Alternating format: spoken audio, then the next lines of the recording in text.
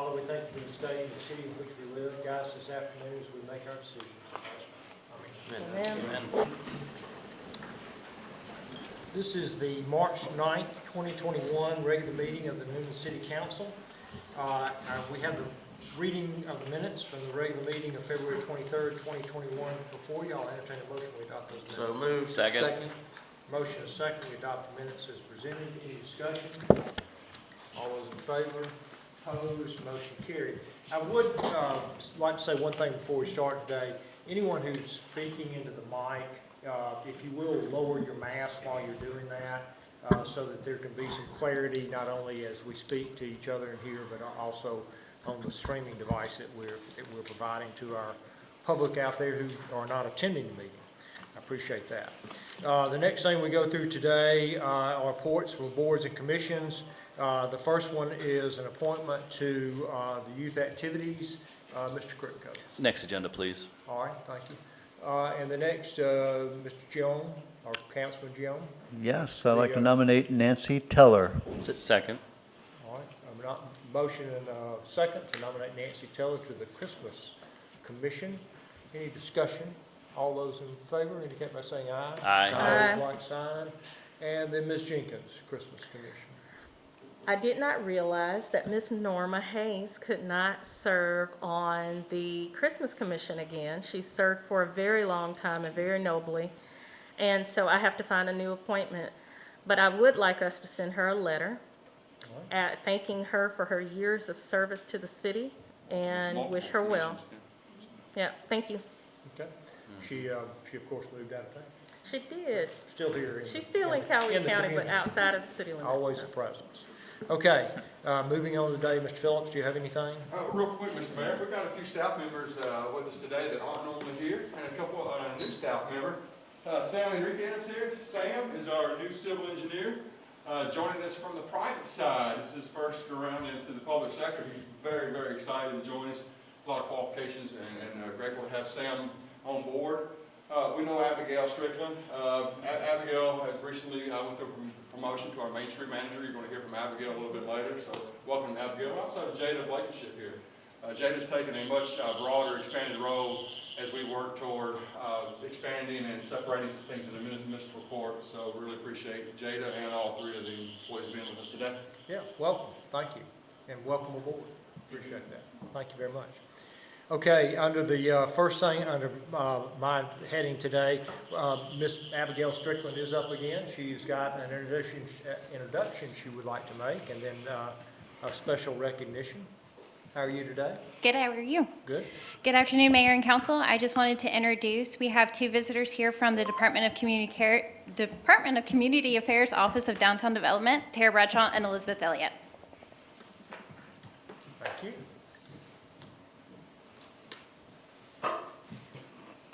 Good afternoon, Mayor and Council. Welcome. My name is Tara Bradshaw. I serve as the Economic Development Specialist with the Office of Downtown Development, which is housed inside the Georgia Department of Community Affairs. First, I'd like to say thank you for allowing us to come and speak to you today. As the Office of Downtown Development, we manage the Georgia Main Street program, and we have the pleasure of working with over 100 cities across the state. And each of these cities are dedicated to the growth of their historic commercial districts. As you're aware, the Main Street approach provides a balanced path towards revitalization with a focus on economic development in the context of historic preservation. In partnership with the National Main Street Center, our participating cities are required to meet 10 standards during an annual assessment process in order to become an accredited Main Street city. During this assessment process, we work together as a team to identify communities which have gone above and beyond to consistently excel in all 10 of these standards. These cities are known as our Georgia Exceptional Main Street Cities, or our GEMs. It is because of Newnan Main Street's commitment to excellence and stable leadership that I'm joining you this afternoon to congratulate the City of Newnan on being redesignated as a GEMS community. So congratulations to you all. Over the past 3 years, downtown Newnan has seen $19.2 million of private and public investment right here in the center of your city. This means, this wound up being 65 new businesses opening and 213 net new jobs created in 3 years in downtown Newnan. Additionally, your Main Street program has attracted almost 220,000 people to downtown through civic events and public engagement.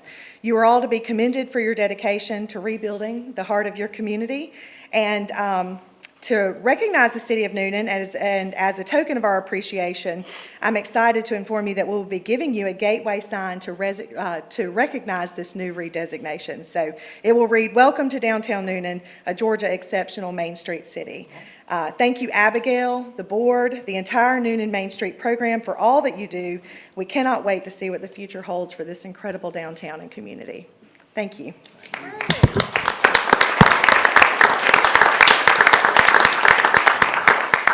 Well, thank you, Ms. Bradshaw. We appreciate those kind comments, and it's hard work and dedication of Abigail and the people who've come before her who made downtown what it is. We're going to have an opportunity this Friday to continue as we close on the Caldwell Tank project. Abigail, if you hadn't taken them by there before they leave, I think that would be an appropriate tour, because that's going to be the next great addition to downtown. So we thank you very much. Okay, thanks for being here.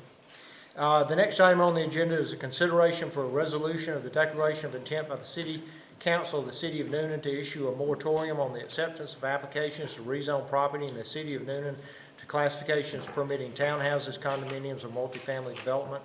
This is under my heading. It is recently has come to my attention that with the city, staff is just overwhelmed by the number of calls and contacts we're getting from the development community regarding the zoning or the rezoning of property, mainly from the RU7 category, which is single-family residential home ownership, into one of these other categories that does not allow for single-family residential home ownership.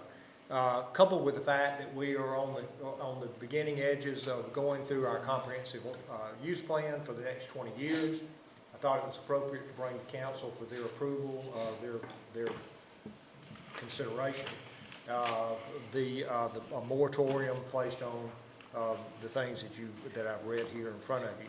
So I'd open it up for discussion, and then the possibility of a motion at some point. Council? I don't have any points. I'll make the motion to approve. Second. Motion and a second to adopt the resolution as presented. Any discussion or comments? As we step through this process, I would encourage everyone in attendance today, including the council members, to go online to our comprehensive plan survey, take the survey, make your feelings known about what you want the city of Newnan to look like. So as we step through the next 18 months, that process and staff interaction with staff alone will give us an idea about how we want this to look coming out of the moratorium. So I'll call the question. All those in favor indicate by saying aye. Aye. Like sign. Opposed? Motion carried. Thank you very much. Hey, Mr. Mayor? Yes. If I could make one other note to the public out there, not only to the city's website for the comprehensive plan, but also we are county residents as well, and the county has a survey as well. Sure. Thank you. We all are county residents, aren't we? Yeah, I guess. Next item on the agenda, consideration of an ordinance to establish the position of municipal court prosecuting attorney. This item is on your agenda. You had an opportunity to question staff, I'm sure, regarding this. Are there any questions at this time? Make a motion to approve. Second. Motion second to approve. Mr. Cricko, did you have a comment you were about to make? Nope, but thank you though. Okay. So, any discussion? You've got the motion and the second to approve. All those in favor indicate by saying aye. Aye. Opposed, like sign. Motion carried. Thank you. The next item is a consideration of a resolution to appoint a prosecuting attorney to the municipal court. This, of course, follows what we just did. Mr. Absolutely, Phillips? Mr. Mayor, if we hadn't had a 7-0 vote, we would ask to postpone this, but we have a 7-0 vote, it's final. City attorney, myself, my office, municipal court staff, police department staff, even our municipal court judge, worked to identify candidates that have an interest in the prosecuting position that we just created the ordinance for. And after speaking with several candidates, we are going to present to you Ms. Danielle Sewell's name for consideration. Danielle has several years of experience being a solicitor here in Tweedy County, has a practice here in Newnan, offices I believe on Perry Street. That's correct. Her qualifications are actually in your agenda for your consideration. Obviously, Ms. Sewell is gracious enough to even join us today and to show her interest in the position. So we will put forth her name for consideration. Okay. Make a motion to approve. Second. Have a motion and a second to approve as presented. Any discussion? Comments?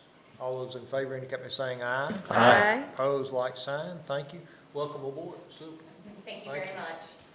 The next item on the agenda today is consideration of a resolution ratifying the appointment of C. Bradford Sears as the city attorney and such members of the law firm of Sanders, Haugen, Sears, P.C. as an assistant prosecuting attorney or attorneys in the municipal court. I'll entertain a motion on the So resolution. moved. Second. Motion and a second. We adopt the resolution as presented. Any discussion? All those in favor indicate by saying aye. Aye. Opposed, like sign. Thank you. The next item is a consideration of a resolution to authorize the execution of a quitclaim deed on Lot 7 along Rose Street. This has been in our agenda in the past. Mr. Craver, do you have a comment on where we are I'm with just that? prepared to answer questions. The council has approved this property to be sold. It was declared surplus in February 2020. And for the sum to recoup the funds, the city has paid to have the property surplus. Right. So moved. Second. Okay, a motion and a second to adopt the resolution as presented. Any discussion, questions? All those in favor indicate by saying aye. Aye. Opposed, like sign. Motion carried. Thank you. The next is consideration of a street acceptance for Braymore subdivision, Braymore Lane, Affirmed Way, Unbridled Way, and Barbaro Court. Mr. Clark, is everything in order? Ms. Smith, how are you, sir? Well, he's here too. We both talked about it before we brought it up, and it's good. So you flipped the coin and you got. I got lucky There you today. go. Yes, sir. Everything's in order. We've worked with them. We've got the legal description. They've had the bonds. They're all set, ready to go. Okay. Any questions of Ms. Smith regarding the street acceptance? I'll entertain a motion. Second. Thank you. Motion to second, we approve the street acceptance on staff's recommendation. Any discussion or questions? All those in favor indicate by saying aye. Aye. Opposed, like sign. Motion carried. Thank you. The next, under unfinished business, this is consideration of a Tefra extension, McIntosh Woods, located at the intersection of Grayson Trail and McIntosh Parkway. You have this item before you. There were a couple of people who wanted to speak, who signed up on the agenda on this item. The first was Elizabeth Ray. If Ms. Ray is in attendance, you'll come forward and state your name for the record, even though I've already said it. Thank you. Thank you very much. My name is Elizabeth Ray. I live at 6 Jacks Drive in Newnan, Georgia. I'm also representing many of the residents in Brown Ridge with this presentation, and I do have letters from the residents, to prove that. It's not just I'm saying it, there's proof here. There's at least 29 signatures here and some additional residents that have come as well. So we understand that this developer wants to do this project. And it's my understanding from reading the federal code that he does have to have the approval of the elected officials for any Tefra bond for this site. Now, it was also our understanding from 2018 that this project did not meet the intent of the city's vision for this area. I am very clear that this Tefra project we're talking about is not talking about a rezoning. I'm clear, it meets the zoning code for a condominium development, but it is the neighborhood's feeling that this is simply another way of naming the same development originally asked for in the rezoning. I fully understand that this isn't about rezoning, but I bring it up because it was the city's intent to revitalize this area. And as the public that voted for the SPLOST and the LINK project and the $7.1 million for that's supposed to be the gem of the city from downtown Newnan to the new shopping area, and all of a sudden we're spending money and we're going to approve a bond for low-income housing. We are inundated already there. So here's what I say based on what I see and based on the request. Number one, supposedly this is lesser density. Hey, in 2018, it was 96 units called apartments for rent. In 2021, it's 96 units called condominiums that have to be for rent per the federal tax code. It may be called a condominium, but let's be clear, the federal tax code requires it to be rented. So, number two, because the bond he is requesting is for federal tax credits, his intent is going to be for rental property. In fact, a TEFRA development requires that at least, the federal tax code reads that at least 95% of these units have to be rented. And the minimum time that they can be rented and qualify for funding is 15 years. Because the elected officials now have knowledge of this today, it proves that this TEFRA project is the same as it was before, just a horse of a different color, and it does not meet the intent of a condominium development for the City of Newnan zoning ordinance. It does not meet the spirit of what the zoning ordinance wanted or the residents wanted for the area.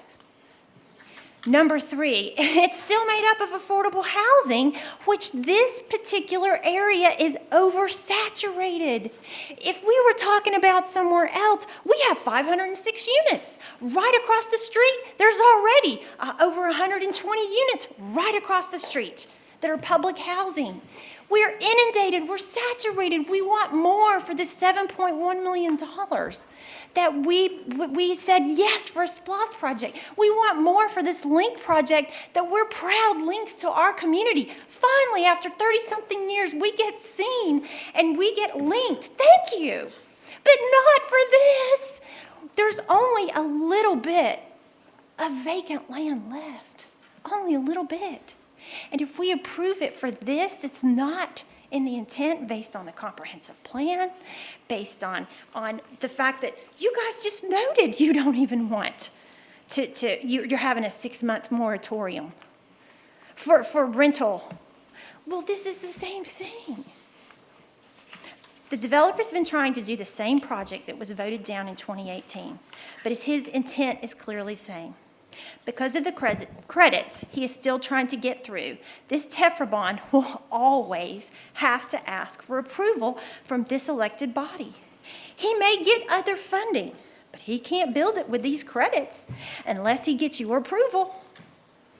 It's my understanding, per my code interpretation, that there is not a way to get these federal tax credits for this site without your approval, no matter who he asks. If he wants a bond and get these credits, he has to come and ask for approval for this site. Now, the agenda packet included a letter that on the surface seemed like a moot point. It officially stated that on February 12th, 2021, a public hearing was held to give the public an opportunity to comment for or against the project, and no one appeared. However, we as residents of Brown Ridge Subdivision want you to know that we are against this project. We do not feel like that we didn't know about the public hearing. We do not feel like we were adequately heard. Thank you for allowing us to speak today. When this agenda item was put on today's agenda, it was somewhat shocking. We all thought it was probably going to come on the agenda at the end of the month. And so all of a sudden, last night when I realized, oh, this is on the agenda, we were scrambling around. Thank goodness for social media. We were able to put it on our local residents page to say this is coming. Okay, from 5 p.m. when most people got off work until 1 today, these are the opposition letters. Thank you for having this hearing, and thank you, Mayor, for letting us speak and representing this, because honestly, we do oppose it, and this is part of the public hearing. Thank you. Because most of the residents in my neighborhood were at work today, and I did have to take off of work to be here, because it did feel like it was, what? What public hearing? Our community did put forth the petition. In light of this information that I have presented today, we ask that you please vote this down again, and any other time for this type of development along our new corridor. We are already saturated with affordable housing in this area. affordable housing isn't bad everywhere, but if you put it all in one area, it is not right. So, we want a giver developer, not a taker developer. We want a giver in our city. And it's our understanding as well that I don't think he owns the property still. So we're hopeful that, because according to the county records that we looked up, which that could have changed between now and today, last night and today, the person that's listed to own the property actually still is not this Oracle Group who's requesting this project. Ms. Wright, thank you for being here. We appreciate it very much. Mr. Mitchell is here today also, and then there was another Cooper, Ms. Cooper, okay. Was this the same item? Yes, it is. Okay. Are your comments essentially the same as Ms. Ray's? Yes, essentially the same. Okay. I'm going to ask Mr. Mitchell, if he is speaking, to go ahead and speak, and then we'll come back to Ms. Cooper. Thank you, Mr. Mayor, members of the council. It's my pleasure to be here this afternoon. I represent the Newnan Housing Authority, and I come before you. The Housing Authority, as some of you may be aware, as an entity is able to issue bonds, revenue bonds in certain circumstances. These are revenue bonds. They are not in any way tied to any taxing authority or do not in any way hinder or carry on the revenue responsibilities of the Housing Authority or the city in any way. This is one of those projects. The Housing Authority was approached by this developer and asked to issue $18 million in bonds to allow for the construction of this project, which is 96 condominium townhome units at the intersection of Greason Trail and McIntosh Parkway across from the entrance of Chastain Park. This project originally came up back in 2019 and was approved at that time. This TEFRA approval was given at that time. However, due to COVID and some other circumstances, they did not go forward with the project then, and because of the time that has lapsed since that time, it's necessary to come back and get approval again in order for the IRS regulations and the tax benefits of these bonds to be recognized. There was a public hearing that was held on February 12th, 2021. That public hearing was properly advertised according to the requirements of the IRS code, and no one attended the public hearing. As was pointed out, this is not a request for any rezoning or anything of that nature. It is a simple request to allow the issuance of the bonds. The tax code requires the signature of the highest elected official of the governmental unit having jurisdiction in the area to approve the issuance of the bonds. That is the mayor. And so we are simply here asking for approval for the bonds to go forward. All zonings and other things that would be required for the construction of this are already in place, have already been approved. Again, this is simply a request to allow the issuance of the bonds, which the Housing Authority Board has already approved, to allow that to go forward. I'm happy to answer any questions. Anyone? Thank you, Mr. Mitchell. We appreciate you being here today. Ms. Thank Cooper, you. if you'll come forward and state your name for the record, please. Good afternoon. My name is Polly Cooper, and I live at 16 Jacks Drive in Newnan. And what I'm here for is to kind of reiterate what Elizabeth said was excellent. But what I want to talk about is another small point, is because over in our subdivision is a small subdivision, and a lot of people in there are elderly people.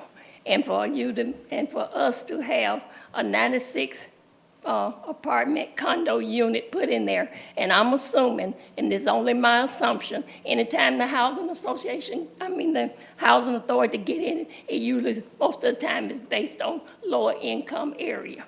All right, so if it is, then we have to worry about, because it will back up to our houses, our property.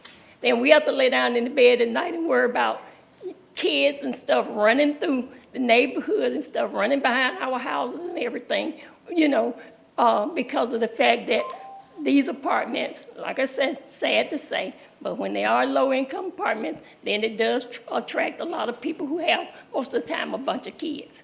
All right, then, not only that, we got the link out there. I'm like Elizabeth, I thought the link was put out there to come from over there on Lower Fayetteville Road for people to walk and to come through and everything be nice and pleasant. I just cannot see if you put a 96-unit condo or townhouses there, that when you get on this end of the link, that everything is going to be nice and calm and pleasant, that we can walk and have a good time and enjoy it. I just do not see that. And you asked, it was asked about the moratorium, about not accepting any more apartments and all this stuff, or minimizing. Then this was in February, when this was brought up in your meeting in February. And then Mr. Mitchell sent you the letter on March the 1st asking about, which, like I said, I know was already in play, but asking about putting these 96 units in there. And I just feel like that we got enough. And if anybody, and I don't know about any of you all on the panel, whether you all live in a place where they can come in and put 96 units there from the housing authority, and you be satisfied with it, I do not know, because I don't know where you live. But for us at Brown Ridge subdivision, and we are upset about it, and we want you to vote no on this project. Thank you. Thank you, Ms. Cooper. We appreciate you being here today. Okay, I don't have anyone else on the sign-up sheet that signed up to speak on this, so council will discuss the issue or entertain a motion on the issue, however we want to move forward with this. Is there a motion? I make a motion we deny. Second. Motion is second. We deny the request to sign the TEFRA letter regarding the McIntosh Woods located at the intersection of Grayson Trail and McIntosh Parkway. Any discussion or questions? I have a couple questions. And this is a real estate term. Is condominium, doesn't that by definition assume ownership? Is that, Yeah. I got a couple realtors here, so I'm just asking that question. No, Because I understood condominium was a condominium ownership type style. it is a type of ownership, but it doesn't necessarily imply ownership. Okay. And Ms. Ray was correct, under the TEFRA, under the federal law, these units would have to be rented because it was TEFRA money that moved forward, that funded the project. Correct. Okay, so 15 years of rental and then potentially could be sold. That's right, potentially to be sold. That's correct. Okay. You said you had a couple of questions. That was it, kind of Okay, one led to roll the other. into one. Thank you. Okay. All right, anyone else? Have anything else? Mr. Mitchell, do you have something? I was just gonna say that Allison Dyer from Holland and Knight, who is the bond counsel, is here and can certainly help address any of those questions as well if there are issues that the council has. I was just thinking I could help If clarify. you'll come some up law. to say and speak and And state to your help- name. If to- you state your name for the record. Excuse me. My name is Allison Dyer. I'm a partner with Holland and Knight. I'm serving as bond counsel to the Housing Authority on this matter. And I wanted to help assuage some of the neighborhood. The units under federal law, they will be townhomes for 15 years rented, and the plan is ultimately for sale townhomes. They will be rented in order to be financed with this incredibly lucrative federal tax credit money that they can have.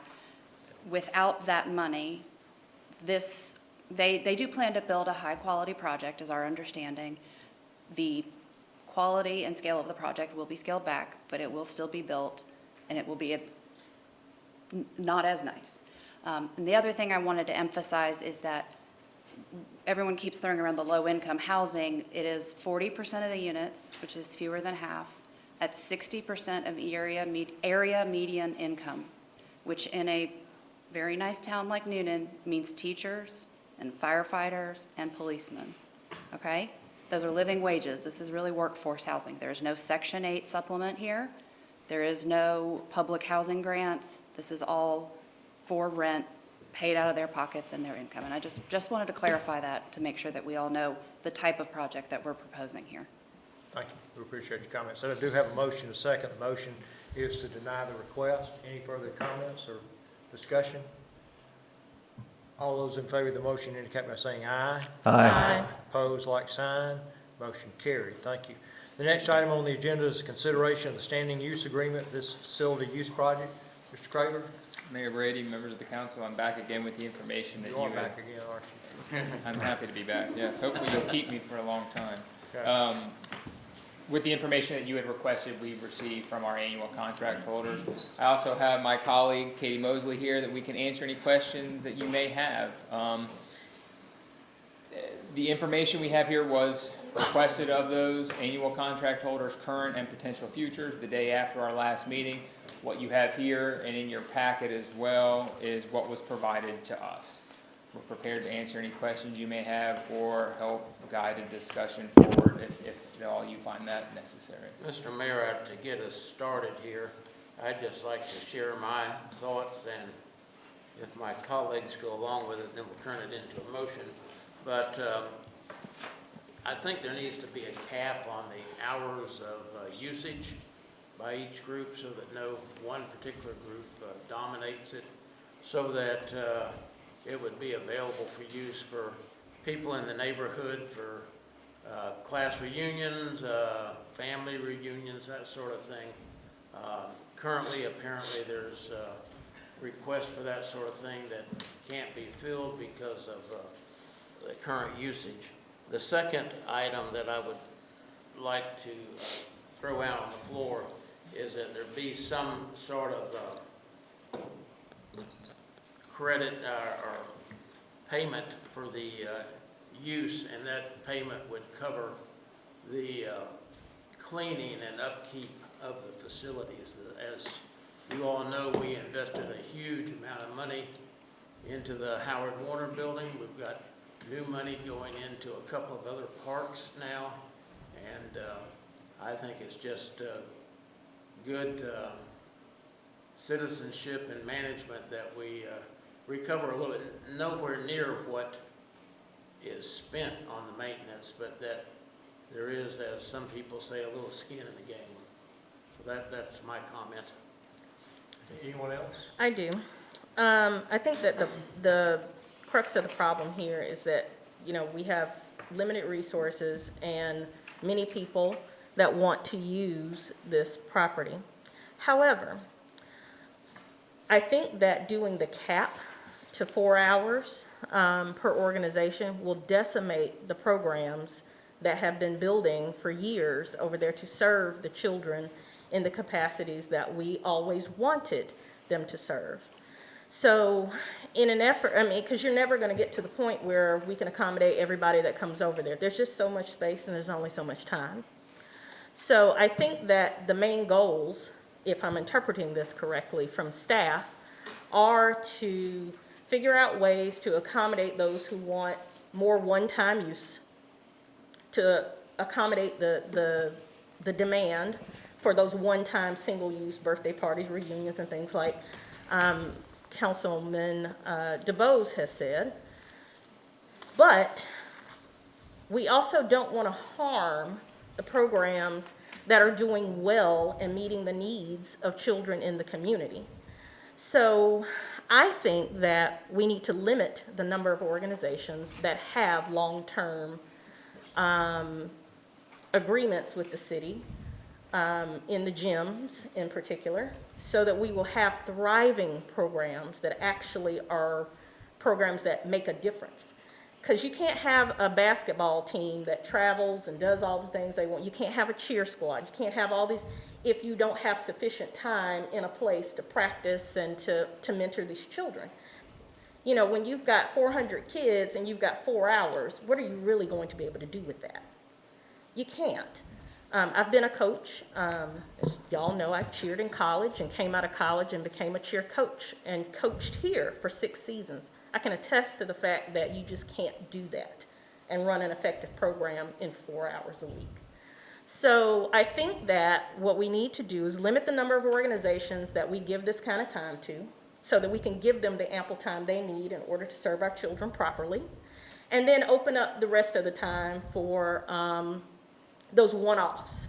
And I think that the selection requirements that we need to include for those organizations are very much like the process we went through when we chose the Boys and Girls Club to exclusively use the Howard Warner old building, when we chose the Children's Connect to be in their building, when we chose all these other community organizations that singularly occupy other buildings that we own as the city, because they're providing a service that we thought was needed. So I think that those criteria should include the longevity of service, the number of children they serve, the financial status of those families that are being served, the number of neighborhood kids that are involved, and the neighborhood support. After all, these projects were done because we saw a need in our highest concentrations of poverty with highest concentrations of underserved children. That should be a factor. And we should also measure whether or not they're providing complementary services to other services that are already in the community. And I think that we should take into consideration their 501c3 tax exemption status, and whether or not they can carry the insurance we require and all those other things, and the cost of the program. It does, some of this information that we looked at, there's a program that's charging $750. These kids in the neighborhood can't afford that. So I think that those are things that we need to use in consideration, and then just like we've done with the others, sometimes you just got limits. And if you got limits, then you go for quality and you go for quantity. Who's rendering the biggest bang for our buck?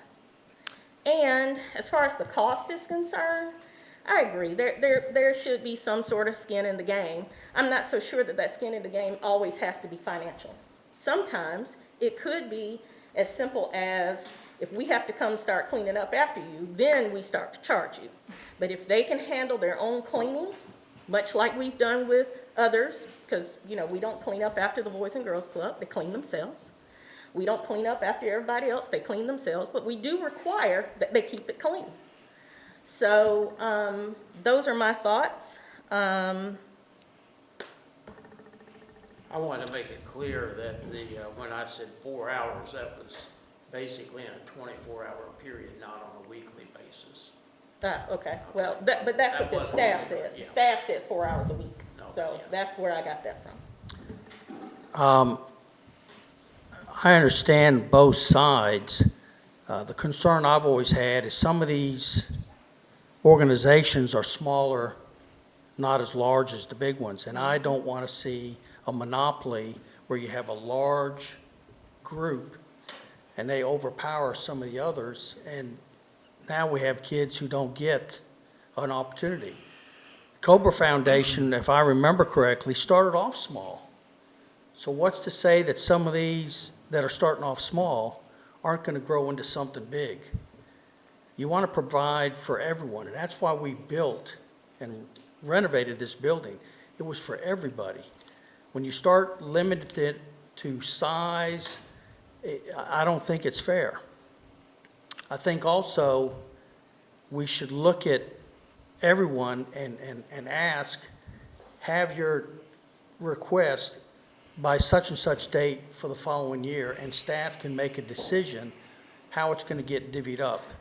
But restricting or not even including some smaller entities, I don't feel you're denying other groups a chance for these young kids to prosper and to improve and to move forward. One quick comment, Mr. Mayor, go ahead. I'm Yes, sorry. Doug, Go ahead. go ahead. Okay. I was just going to, as I was read through a number of what you guys said and what you did a great job with, it always boiled down to me the original intent of the purpose of having these facilities available. So my question to you is the original intent still intact, which is to provide the facilities for the most amount of people? Would you say that's still in play or not? Let me answer it. Okay, so there's 85% of the people. We're carefully moving away from that, so. Right. In my opinion, we are. So- If in fact we were to, but that's at the pleasure of the council. We can Correct. follow your direction if you decide Yeah, and I respect, again, both sides, I see it all, but for me, the intent is the most important, and I'll just piggyback on what Councilman Alexander said. Who's to say what value that 5 have over 100? Because you're impacting lives, which is the key in providing services, et cetera. And so as we move forward, it was about pulling out the cap, it was about pulling out the fee, and maintaining the original intent. If the original intent is to provide the facilities for the most number of people, I kind of disagree with the putting criteria on if it's a 501c3 and all those things and certain structures of measurement in order to qualify. It seems to me that would be defeating the purposes since only 501c3s and certain groups can then apply. I would like to see, and I agree with Councilman DeBose, to have a cap, and since he's clear on the hours, as well as a host fee in play to, well, quite frankly, I look at it a little bit, skin in the game, so to speak, but it does instill responsibility, and that's kind of the bottom line, and I'll end on the responsibility note. Councilman DeBose used the 4 hour as a cap. Was that just some arbitrary number we pulled out of the air, or where did the 4 hour cap come from? No, sir. Staff consulting with each other felt that that's a way in which we could give time during those kind of critical times in which all the groups had asked for. We felt like we could fit them all. So they that's each had 4 4-hour groups. A 4 hour cap per day? Per No. week. Per week? Yes, sir. You can't run a program off of 4 hours. Keeping in mind that these folks that are Yeah. running programs are not doing it at 10, 11, 12, 1, 2, Yeah. 3 o'clock during the day. The They're prime doing time is prime the hours. after-school hours and Yeah. that time period. And so that's where, in order to accommodate all those we have and all those that have requested, that's where the cap came, to try and get them all in. I think the reason I'm having such a difficult time arriving at a common sense approach to this in order to set policy, and that's what you're asking us to do. Yes, sir. And most of the time, when you ask this group to set policy, it's some ordinance or some resolution that we adopt, and it's a very clear-cut path forward. There is such an overlap in this whole organizational scheme that is day-to-day activity that's driving the policy. And because I'm so weak in the knowledge of the data, even though y'all have done a great job trying to present us with the groups and who they are and what they do and that I am still so weak in understanding what actually takes place, that I'm having a very difficult time developing policy to rule what I don't know is going on, if that makes sense. I mean, when it's very clear cut and I understand what's going to happen, I can set policy. I don't have a problem making a decision. But this is difficult for me because I don't want to be in a position where I hurt the Cobra Foundation because I thought the Majestic Pearls were doing something else, or take any 2 or 3 of those. I'm not picking on those 2 groups, but I don't know the answer. And I don't know that anybody that's sitting up here knows the answer. I mean, we can say, yeah, let's just put a cap on, let's charge a fee, y'all go about your business, that's the policy, let's figure this out. But I think when that happens, we're gonna step back and we're gonna say, oh no, look what we did.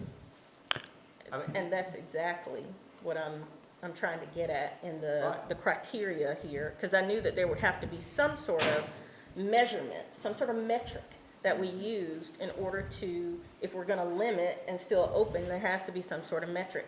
And so what I did was I thought about some of the metrics that we used when we chose the Boys and Girls Club. These are some of the very things that we talked about when we chose them to go into 2 city buildings. These are some of the very things that when we looked at other opportunities that we used. those were easy decisions because there are very few groups That's right, that out could there fit with that. the backbone of the Boys and Girls That's Club right. that offer the various programs that they offer. From everybody thinks athletics, well, it's not just that. Yeah, It's and heavy into academics, Right, and it's it heavy is. into other social skills. And please don't it's take that heavy as a into life. criticism, because y'all know I love the Boys and Girls Club. I know, so I'm not, So- I'm preaching to the choir, but I mean, that was easy. This is not, because again, I don't know what each of these things do. Mr. Mayor, it seems to me if we're trying to get to the bottom line, then if everything is, we're just running in, butting in, people want the time allotted. So it seems to me, quite frankly, the simplest thing to do is not to do anything from the idea, because the more we get into criteria, we're muddying the waters for ourselves and for staff.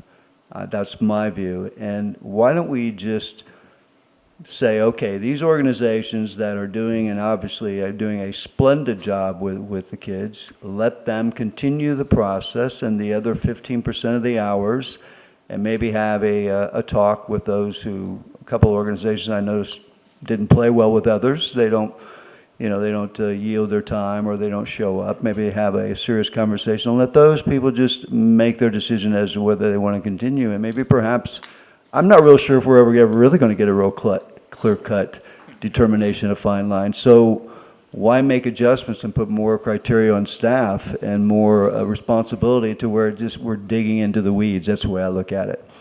And if we just simplify and just go, you know what, it is what it is, the way it is now. If everything is functioning, let the other 15% of the time allotted.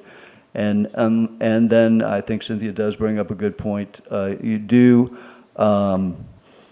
long-term wise, just kind of reevaluate every year as to what they're doing. I'm not real sure if we're ever going to get to the bottom line on it, honestly. I think some of this, though, is not addressing, like what Councilman DeBose said, is there's individuals or families that may want to use these facilities as well. How do we address that so that there is an opportunity for them to use these facilities? Because this is a citywide facility. I mean, like it or not, this is the city of Newnan, and this is a city facility. And talking about the cost, it's discussed, the cost of cleaning, the skin in the game. We've not talked about the man hours expended for these people, for our employees to go over there, unlock it, lock it, go over it several times during each shift, just to ensure everything's running smoothly. So we're not talking about even the man hours expended. We're not talking about the supplies that we're providing them to clean with, right? Whether that's the toilet paper or the mop, the mop buckets and the mop water. I mean, all that stuff is still a city expense. So we're not even touching onto that stuff. Councilman Carrico, it's our belief that it costs $637 an hour to operate these facilities. That's the total? Yes, sir. That's sizable. So to base a program around a fee structure that would recoup that, I think, would be irresponsible. We don't do that for the police department. Our fines aren't based upon the man hours for somebody, ergo your speeding ticket is commensurate with that. However, to your point, I understand what you're speaking to. And that was in line where some of the staff's opinion came from, that would add a layer of, I think somebody used the term skin in the game. And that was my point exactly. I mean, at some point, and I applaud those organizations that take the time, they clean, they're responsible. For those that aren't, unfortunately, they're the fly in the ointment. They're the ones that are ruining it for everybody else. And whether they're allotting a time and not using it, or not cleaning up, or causing damage, that's just irresponsible. I've been listening to this and I understand all that coming from both sides. I still feel at some point during the year, you put the word out that if you want to use it for the following year, put in your application, put in your request. And I trust staff can make the decision on how to divvy up that time. But in the beginning, when we did this, our intent was everyone. Let's try to let everybody use it. Let's not monopolize the time. And so that's why I'm saying, just because you're larger and bigger or have more money, don't deny other smaller groups the chance to accomplish something for these youth, because we're wanting to address it to all the youth. So I trust that staff can make that decision and figure out how to divvy up that time. But I'd like to see it, however you all decide. If you feel like this is a large group, so they get more hours. But I'd like to see all the groups addressed and able to use this. I think one of the reasons why y'all are bringing it to us is because this has been very difficult for you to make a decision. I think that you were making decisions in the beginning, and now it's become difficult, and they're coming to us looking for some sort of help Policy. on making those decisions. They want policy to administer, Yeah. and I get that. Yeah.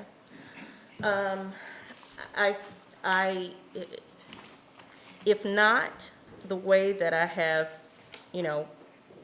thought about this and suggested, then at least at this point, I am in agreement with Mr. Guillaume that whatever we've got right now, because at some point you're gonna hit a cap anyway. It doesn't matter if we limit them to 4 hours. Once all those hours are gone, you're still gonna be in a position where everybody can't get in there. So instead of have a bunch of ineffective programs that are gonna limit the number of children that they can serve, because I can tell you, if you limit the big program to 4 hours, they'll fill it up with the kids they can, and then a whole bunch of kids are gonna fall off and not be served because that program can't accommodate them. But then you'll have another group that has 20 kids, 12 kids, that'll have the whole gym for the same amount of time that aren't servicing the number of children. So it's like, and I'm not talking about an organization that has a whole bunch of money, that can come in and just dominate because they've got money, they can scholarship everybody and come in. I'm talking about, in this particular case, I am very familiar with the Cobras. We were outside on the ground teaching stunts and doing basketball and all of that for years. So it started off small. Started off outside using anything that we could have. I haven't been involved in 12 years, or actually since 2012, in the program. So I'm not, as a board member involved. I'm just talking about from experience. Being out there doing this, and I can tell you that if we do give them a 4-hour cap, half of their kids are probably going to fall off because they can't service them. Okay. And so that's why I'm like, I think Mr. Guillaume has reached a point that says, you know what, if we can't service everybody, then let's just continue to do what we've been doing because those programs are effective. They have done what we need to. And he's literally drawing a cap, if I'm interpreting your request correctly, is that we're full.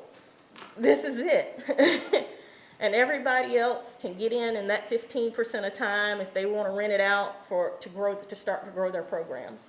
And then we can review it again later at some other point when you've got, a significant growth in somebody's program. Or you found that somebody is not doing what they were supposed to do and you go there and they're not there during their time. Or they are not doing right by what we've asked them to do during those times. You can start to weed out and create more time. Staff came to us, though, because we got away from the intent, and we started where it started becoming monopolized for certain groups.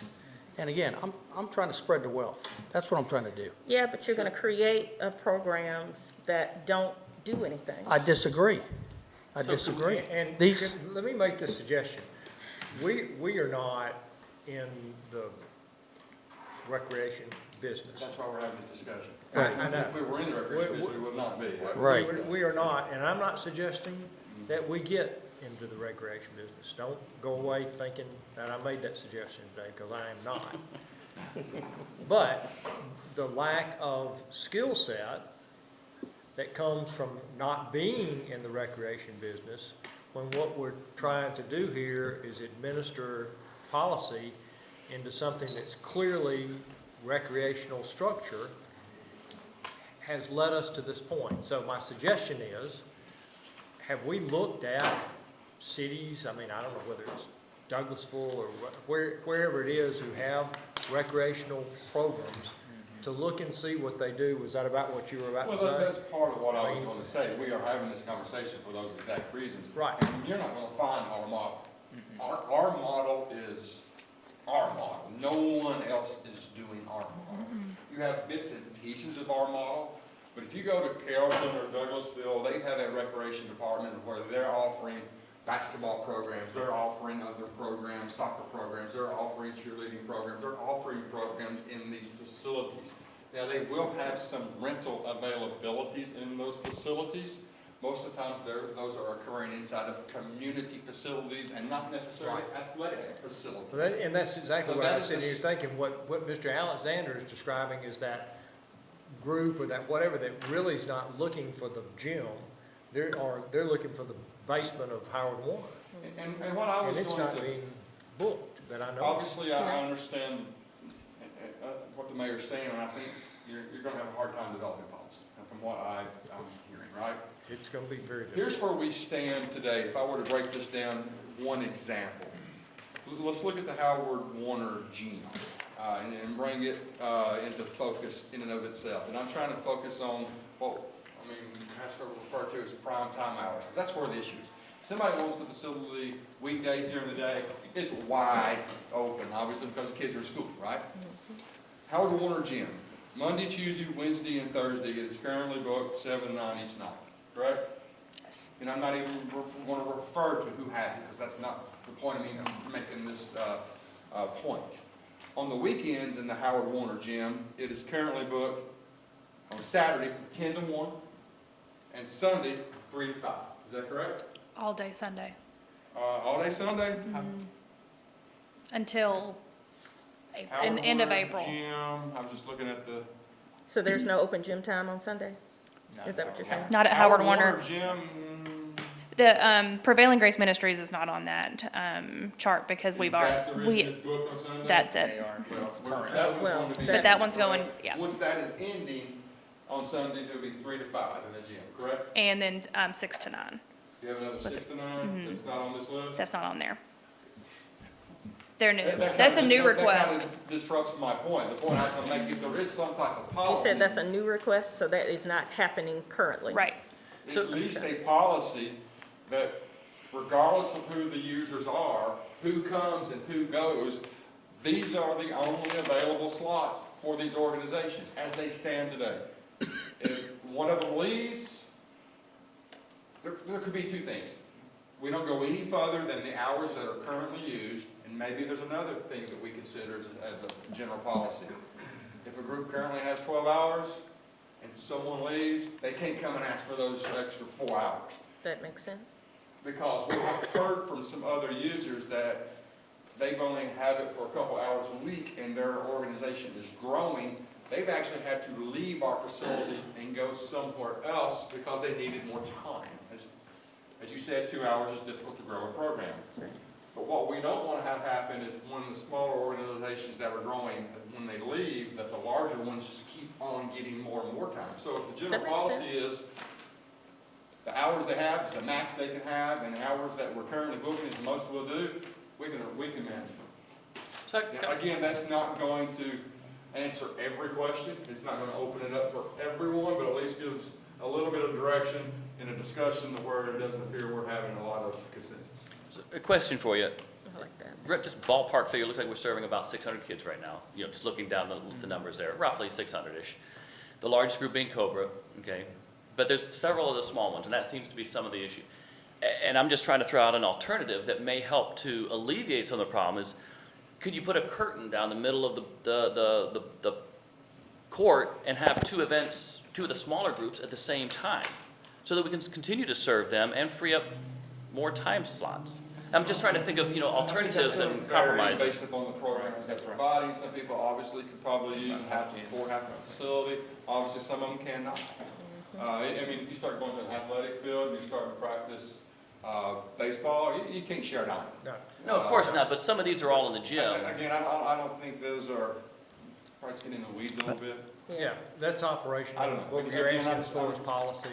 Well, I I don't like have, the- I don't have a recommendation for council for promotion. I like our city manager's solution just now of being able to put a cap on whatever they've got right now. They can't get any more of the time that, that may come available because others come in and fall off and that Whatever kind of hours thing. we're using now, they're only standing agreement That's hours right. we have. That's right. It's not the greatest solution at this time, but it may be the best one we have. I got You a don't really, question. you don't really need a policy for that though, do you? I mean, honestly, that is just kind of common sense, isn't it? Does that, now, I he- just I don't look want at this, someone coming back to this body saying, well, they would not correct to me because Right, of X. right. I got a question. For Heaven on Earth, Newnan Mavs, and Good to Great, are they even using the facility? No. No, sir. But they want They to. would like to. Yeah. And they don't have the ability. So if we leave it the way it is, what we're telling is these three groups, But, Mr. Alexander, what are you gonna do about the next three groups that come? And the next two groups that come Yeah. after that? I mean, Well- we have limited facilities and it's full. So you've got a waiting list of three groups there who wanna get in, and we need to monitor the groups who are in there to make sure that they're doing what they're supposed to be doing. If they're not, ask them to leave because we have a waiting list. I think I have the solution. I think we need to build more facilities. It probably wouldn't be a bad idea. I can agree with you on that. Well, do you need a motion still if we're gonna, I mean, because I would make a motion to follow the city manager's recommendation as he stated in the meeting. And that was to, That was and to, when somebody leaves, yes, that's right. That the current blocks that are already taken per day, those are our available hours that we have for long-term standing agreements. Nobody can And acquire that it. no group exceeds the current hour block that they have now. So what would happen if someone has 4 hours but leaves, that would prohibit an existing group going from 12 hours to 16 hours. correct, okay. Those will are- will you review this on a year-to-year basis? Well, I think we always need to And- review it, and- only year to year. and It give doesn't other need to people a go chance to- Any longer. Because that's what I ask, is review it on a, Well, we had Annual some, we had basis. some good groups to leave.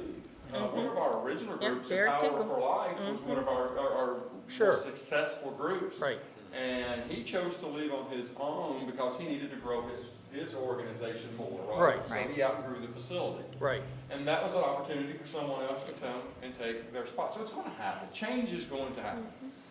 If you, I have a question. Do we fix the hours, period? I mean, is it open from 8 in the morning until 10 at night? Yes, sir. Yes, sir. Yes. And if a group came in and say, especially in the summertime or something like that, we want to practice at 6 o'clock in the morning, and we'll be through by 8, would we allow them to do No, that? sir, not currently. Not currently. That's the only thing I would like us to look at, if we have a group that, like in summertime, and wants to use it 10 o'clock at night, I mean, 10 to 12, in the summertime is nothing. Let them expand the hours if we have somebody wanting to, but now, otherwise, I'm like Keith, I can't figure out what the right answer is, but that's the only thing I would say. If a group wants to use hours that we're not using now, then we expand those hours if we can make everything else work. But that again takes it out of the realm of more manpower to oversee those hours, right? You'd have an additional 4 hours, it'd be, it's obvious that we're we're, opening and closing the facility. We did try the model where we allowed the users to open and close, and it just simply was not responsible, was not working. So yes, we are spending a lot of manpower opening and closing and checking in the facility. Now, we're not there the entire time. Let's just don't get that. But Katie and her staff's doing a tremendous job, and I'll be honest, they're working a little bit harder than I'd like for them to work. well, it's clear based upon what, and I'll end with this one. By your report and the feedback that you got and the way that you monitor, you guys really you govern them and they self-govern themselves. And so any adjustments that need to be made in a monthly or a weekly basis, you're able to have those conversations. And that goes to what they continue to do and how they continue to have the opportunity to use the facility, correct? Correct. Yeah. Okay, I had And a I'll motion second from her Ms. motion. Jenkins, Thank you. and now I have a second, thank you. Okay, so, any other conversation? So the motion is to leave it like it is? To allow, to move forward under the guidance of the city manager's recommendation. Is that correct? Yes. Okay. All right, motion is second. All those in favor indicate by saying aye. Aye. Opposed, like sign. Motion carried. Thank you for your hard work on this. We appreciate it very much. The next is ratification of the contract to purchase 57 East Broad Street and vacant lot. This Ratification is in your agenda, and it just needs your approval. So moved. Second. Motion is second. We approve the contract to purchase 57 East Broad Street and the vacant lot. Any discussion? All those in favor indicate by saying aye. Aye. Opposed, like sign. Okay, I will announce to the press that that closing will take place at 11 o'clock on this coming Friday morning in the city council chambers. The next item on the agenda under visitors is a request from the Parks at Olmsted HOA for permission to put up banners in the neighborhood garage sale beginning Sunday, April the 4th through Saturday, April the 10th at their main residence. I'd like to So make a moved. motion. Or main Second. entrance, I'm sorry. Motion is second to approve. Any discussion? All those in favor indicate by saying aye. Aye. Opposed, like sign. Is there a motion to move into executive session? Hearing none, I'm going to ask for a motion to adjourn. So moved. Second. Motion is second to adjourn. All those in favor indicate by saying aye. Aye. Opposed, like sign. We're adjourned. Thank you, ladies and gentlemen.